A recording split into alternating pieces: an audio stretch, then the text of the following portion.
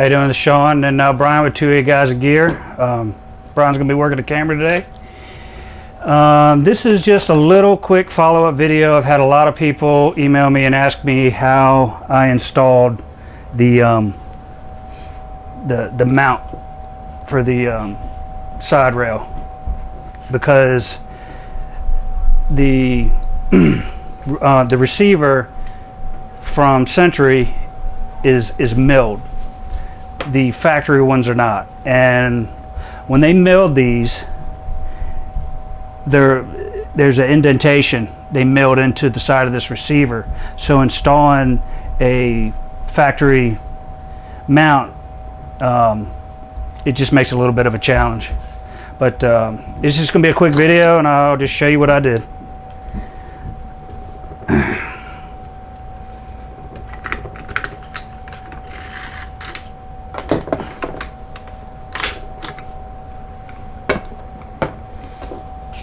Here. All right, bring this down.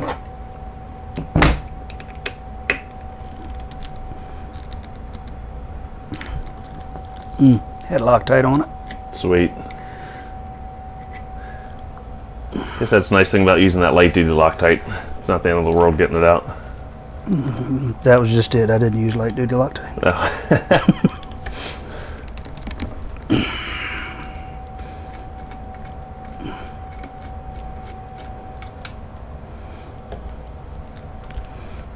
Yeah, that actually seems like a pretty good option to mount that scope. All right, you might want to bring the camera over here. Get a rag and I'll wipe this off. I don't know if you can zoom in, but if you see here, why, I have no idea, but they milled this section out. So, and when I first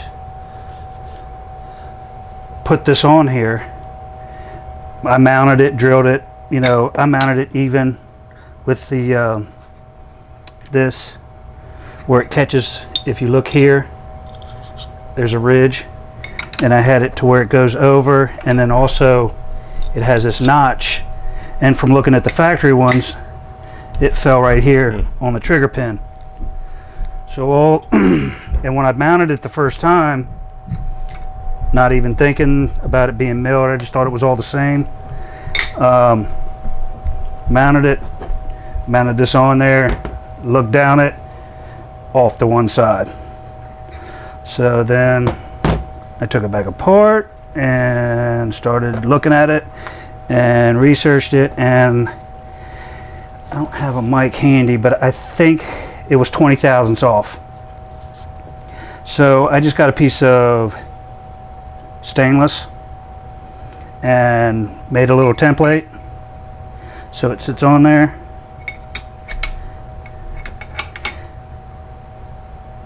and bolted it back, and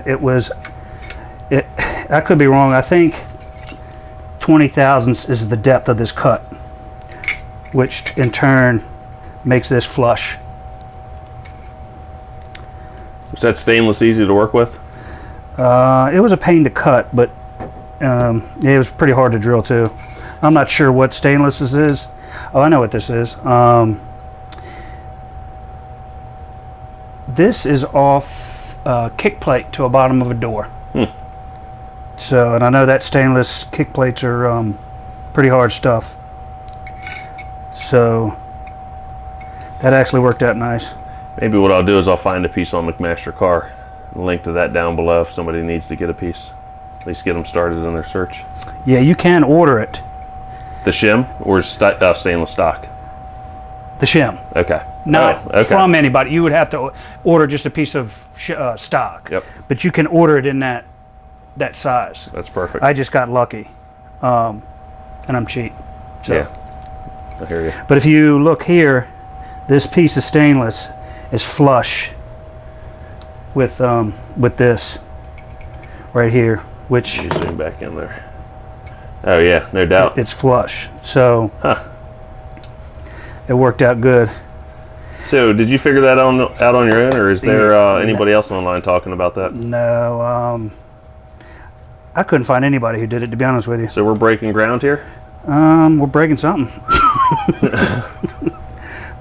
But if you don't feel comfortable setting it in place, and I pretty much, for the most part, lined it up and then lined it up here, and then I had a shim that actually went in between here and here, which was, I think, 10 thousandths to shim it. Maybe it was less than that, but and then marked it, drilled it, because the milled receiver is pretty thick. So, and then just tapped it. I mean, it's not hard to do. You just can't be afraid to do it. A lot of guys are afraid to. I mean, it's metal. Right. If you screw it up, you can get it fixed. Is how I look at it. So the average Joe shouldn't be intimidated by this, you don't think? no, not if you got any kind of Common sense in the drill press? or skills. Yeah. Yeah. I didn't even use the drill press, to be honest with you. Oh, really? Nah, I did it all by hand. Just run it slow and put some oil on it? Yep. But you can also, if you want, if you want to take it to a gunsmith, which I highly advise if you don't feel comfortable doing it, and just let them know that they need to put a shim here is all. I mean, and you'll be downtown. You can do it without the shim, but it's going to be off. When you look, you're going to see the front sight post through there, and it's going to be kicked off to one side. So that's that. That's all I did to it. I mean, it didn't take much. It took me a little, math to figure it out. But once I got all that down, making the parts and drilling and mounting it, it was easy for me. But like I said, if you don't feel comfortable doing it, you can always take it to a smith and just let him know that he needs to mic this edge and put a shim. I believe it was 20 thousandths. I can't remember. I'd have to mic it again, but it's been a year or so since I did it. Oh, one more thing about these. Century's not making these anymore. From my understanding, is what I heard through the grapevine. Could be a bunch of crap, but they're not making the VZ2008s anymore. They're out of parts kits. And from my understanding is once they're done, they're done. They're not making any more. And the real VZ58 is, I think, double the price. So, I mean, these are great guns. I changed all the other stuff, but the brake, and put all the furniture and stuff on there, and added extended mag release and the bolt catch. But it's a great gun.